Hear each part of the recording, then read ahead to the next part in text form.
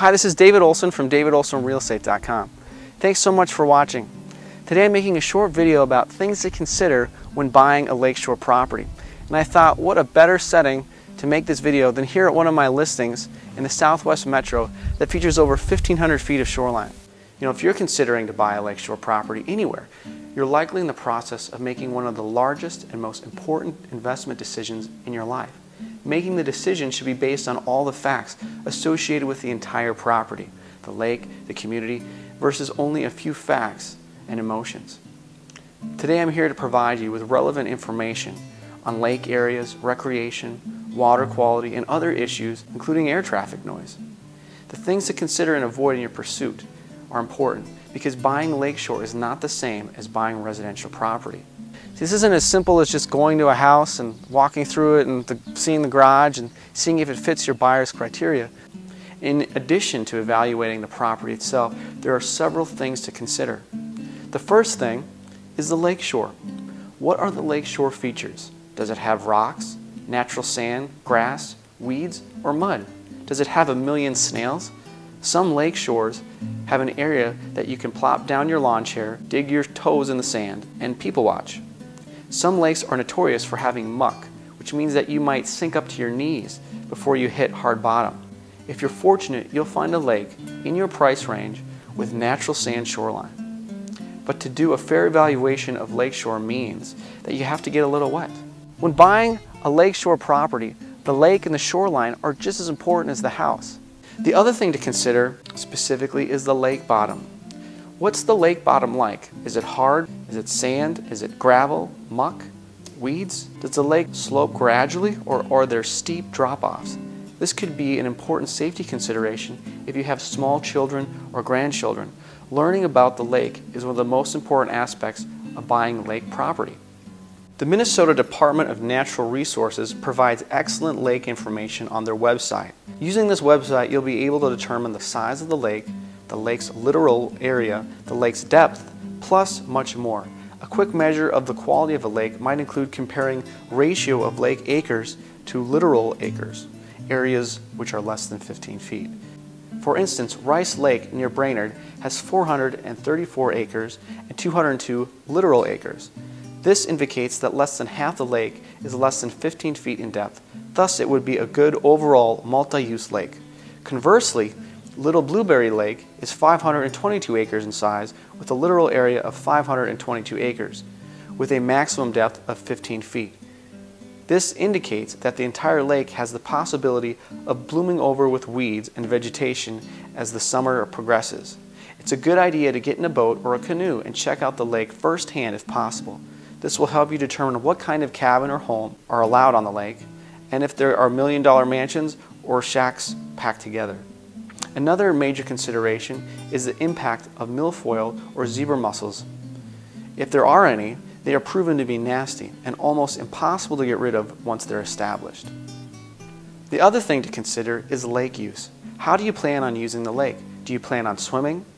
Some lakefronts are too shallow or weedy for swimming. Do you really want to wade through muck to go swimming? Do you want to sit on your dock and relax? Some larger lakes like Minnetonka and Whitefish and others get so much boat and personal watercraft traffic that it's almost impossible to just sit on your dock and relax, especially on weekends. With lots of boat traffic, is it safe to water ski or pull your kids on the cool water toys? Lakes less than 150 acres may be too small for skiing. Lakes with high ratios of littoral area may be too weedy for skiing. Lakes like Mille Lacs Lakes and Leech Lake have large unprotected surface areas which enables the wind to whip across and work up 4-foot waves. Can you swim, ski, or fish when there are 4 feet waves? Lake size matters. The other thing to consider is fishing. Do you or your guests intend on fishing? Do you want to fish in the summer and winter? Some lakes are not fishable in winters. Others contain hot spots. What's the quality of fishing? Poor, good, or excellent? What species of fish reside in the lake? Is it walleye, muskie, bass, or rough fish? Is this what you want to catch? Biodiversity is also something important to consider with a lake. Some lakefront properties offer vast biodiversity. For instance, on Rice Lake near Brainerd and Clear Lake near Pequot Lakes, you'll find a mixture of beautiful sand lakeshore coupled with natural flowing springs. Biodiversity like this is rare and priceless, but within your grasp. Lakes that are fed by rivers like the Minnesota, St. Croix, or Mississippi offer more diversity to explore and enjoy. The adjoining river is an extension of the lake. The river is increasing the lake size and the opportunities. What's also important is the property location and placement on the lake. Every lake has advantages or disadvantages depending on where you're located on the lake and your perspective. If your house is located on the east side of the lake, you'll likely experience beautiful sunsets. If your house is on the west side, you'll likely get a great view of neat sunrises. Does this make a difference to you? What's the elevation of the lake like? Does it have steep or gradual elevation? Can you see the lake from the house? Do you have to wade through swamp or weeds to get to the lake? What is the view like? Also to consider is the lake water levels. In north central Minnesota, they've experienced a few back-to-back years of below average rainfall. Some lake levels have dropped a foot or two. On these lakes, lakefront property owners have experienced the receding water level dilemma. Their boat lifts are dry docked, their docks eerily end before the water begins. Another thing to consider is the availability of services. For some buyers, it's important to be close to the amenities that make cabin life comfortable, such as restaurants, bars, gas, bait, golf courses, hardware, and grocery stores. Another thing to consider is distance and travel time. For most buyers, distance and travel time are important. If you're buying a lake home and live in the Twin Cities and plan on spending most weekends at the lake, distance and travel might be significant factors in your purchase decision. Would you rather spend 5 hours or 10 hours a weekend in the car with anxious kids, commuting to or from the lake? Another thing to consider is lakeshore building restrictions. Lakeshore building guidelines are set by the state. Each county must adhere to the state guidelines, but they also set their own local restrictions. These collective guidelines dictate things like setbacks on the house from the lake, property lines, and the agricultural or DNR easements, and what well and septic requirements are. Are you planning on buying a property with the desire to expand later? If so, make sure that your expansion plans conform with lakeshore zoning guidelines. State and county zoning guidelines are available via World Wide Web. Another thing to consider when buying lakeshore is if you're using it seasonally or for year-round use. Do you want a summer home, or are you also interested in using it for year-round use as a getaway? Do you snowmobile, cross-country ski, or ice fish? Is the house insulated for winter use? Have the water lines been plumbed so that you can readily drain them as winter approaches? Do you have to crawl under the cabin to get to the water lines? These are important to consider. Another thing you want to consider is public access.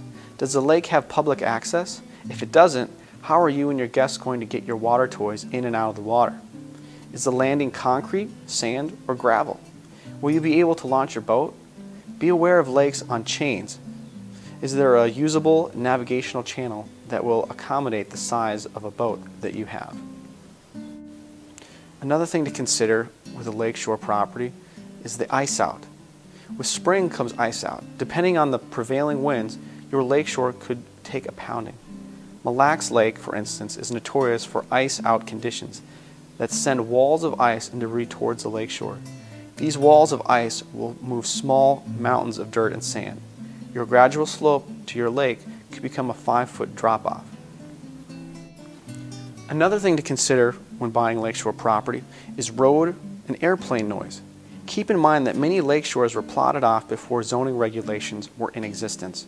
Old wagon trails that were once lightly used have been paved and now carry lots of traffic, generating significant noise.